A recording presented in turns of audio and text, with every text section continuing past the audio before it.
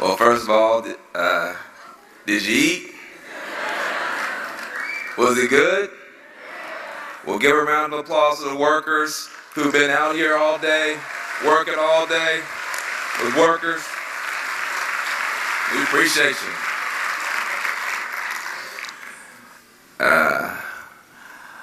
I've been on the road since the election. This is my one-day home to see my family.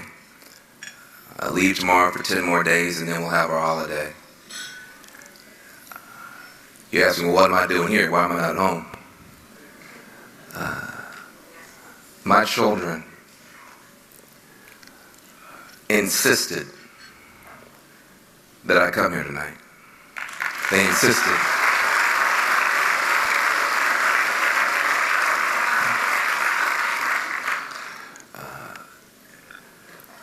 I want to say to you that I have some understanding of what you're going through.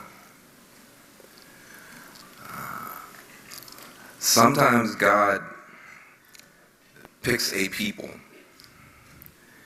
and puts a burden on a community, not to destroy them, but to develop them so that they can do something magnificent in His eyes.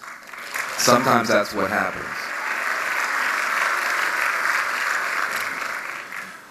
I'm a 9th generation American. And I tell people this all the time. I'm a 9th generation American, but I'm the first one in my family born with all my rights recognized by this government. I was born in 1968. I have a cousin, Kenya, who was born in 64 before they signed the last Civil Rights Acts. So I'm the first one in 9 generations born with all my rights.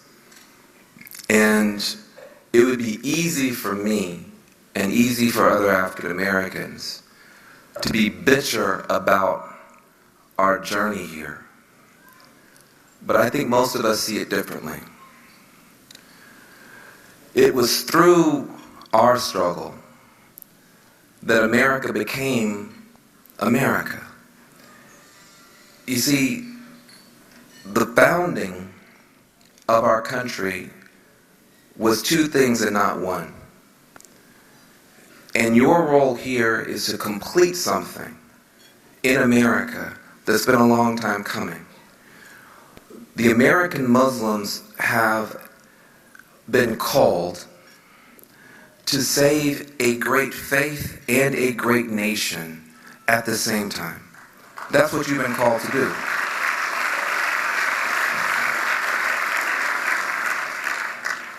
And this special burden and responsibility and opportunity is something that commands from the rest of us extreme honor and pride and solidarity, because America cannot be America until your community has a place of dignity and honor and respect by every single American. We can't be what we're supposed to be until your place is honored.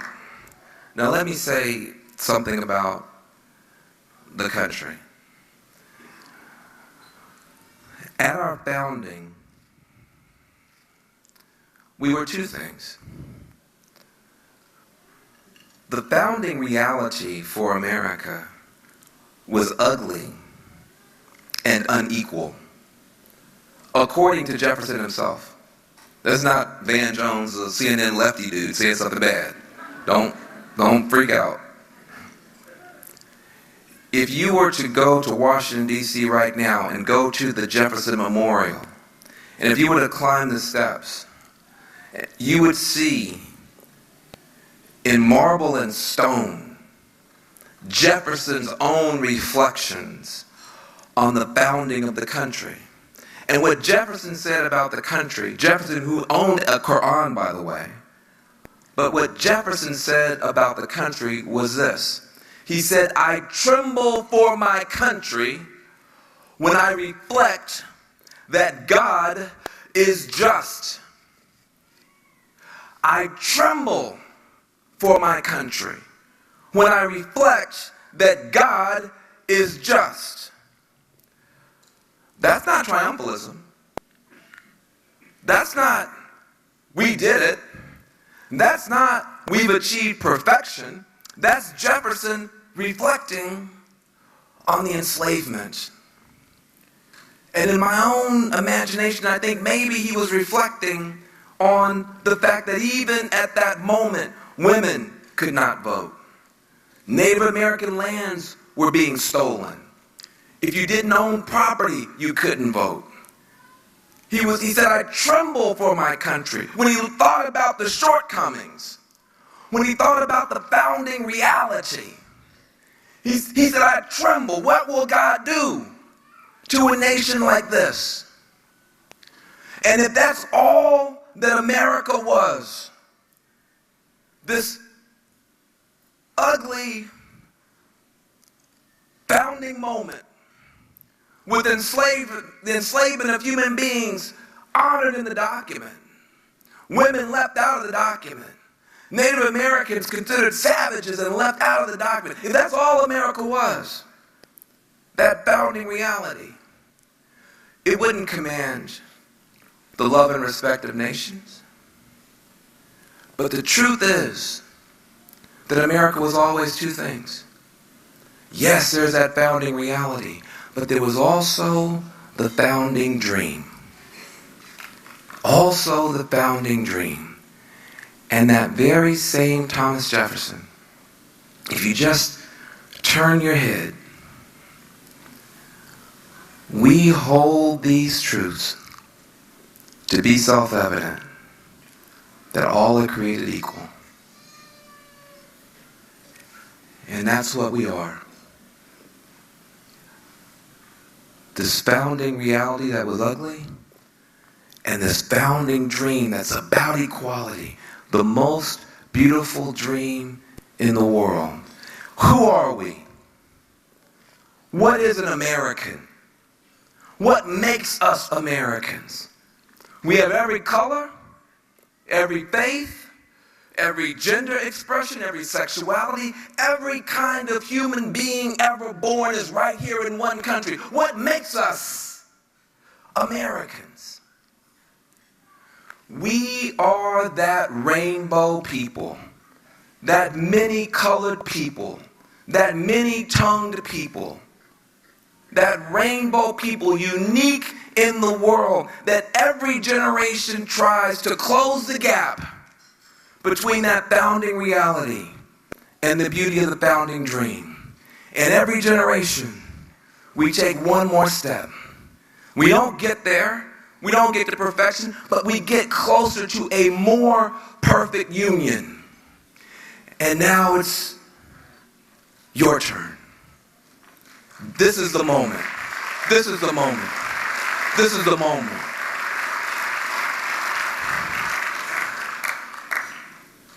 God would not ever choose a people unworthy of this burden. African Americans, women, all of the groups that have come and taken us one step closer have been afraid, have had to comfort children, have had to walk down the street feeling vulnerable, have had to sacrifice money, and hopefully a little bit more money than y'all done so far. I think y'all supposed to.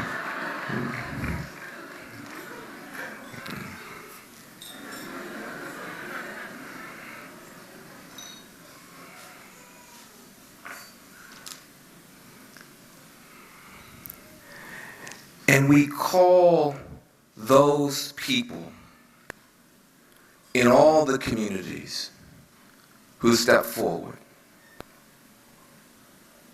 not victims, but victors. Victors. And not just for their own community. People sing, "We shall overcome," on 6 continents now. Because those African Americans in the South, facing ugliness, responded with a beauty undeniable in the ages.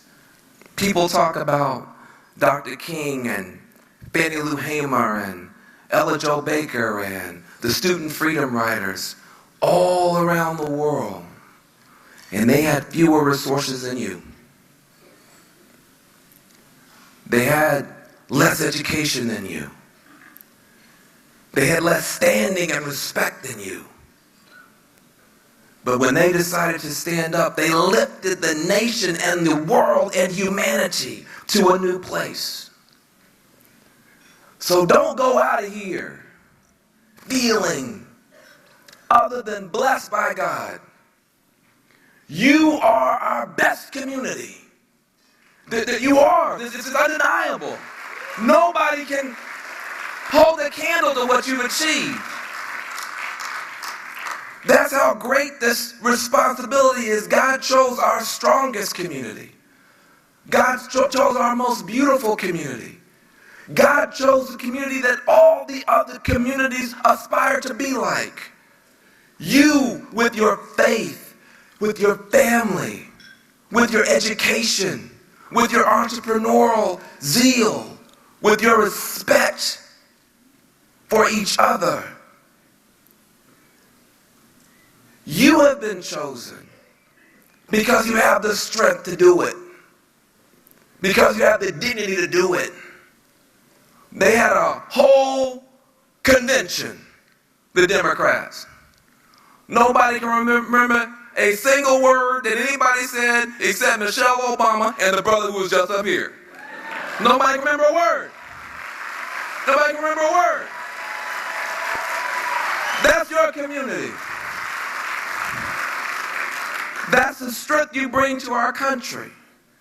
I've said it and I'll say it again. If a Muslim family moves next door to you, you better sing hallelujah, because the chances of your children getting in trouble just went way down. Because y'all know I'm right. Y'all ain't got to be modest tonight. Our best community. Our best community. This is the man. This man wants to fight this community. This man wants to take on this community. Oh, he's messing with the wrong folk. Messing with the wrong folk. So,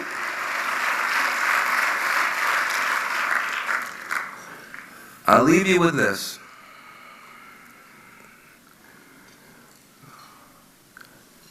Don't overestimate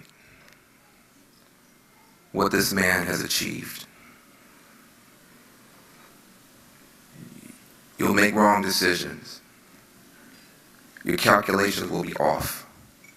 Okay?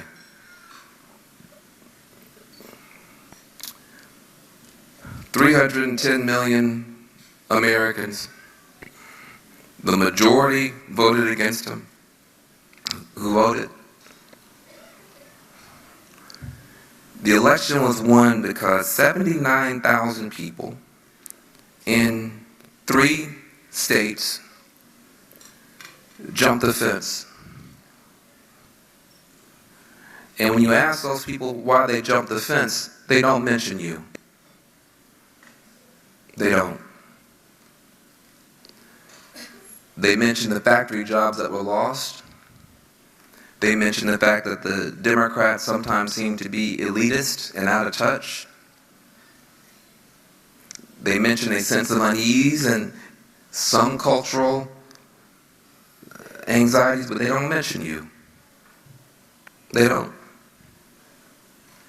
He doesn't have a mandate to do anything to you. Even the majority of the people who voted for him didn't vote for all of his nonsense. And the majority of the people voted against him. He created a little tiny hate-based movement, which is not to say that everybody who voted for him is a part of it, but there's a little hate-based movement, a little hate army that has taken over our government. All we have to do is stand up, be proud, be dignified, and build a massive love army to take it back. And that's what we're going to do. Thank you very much. Thank you very much. Thank you very much.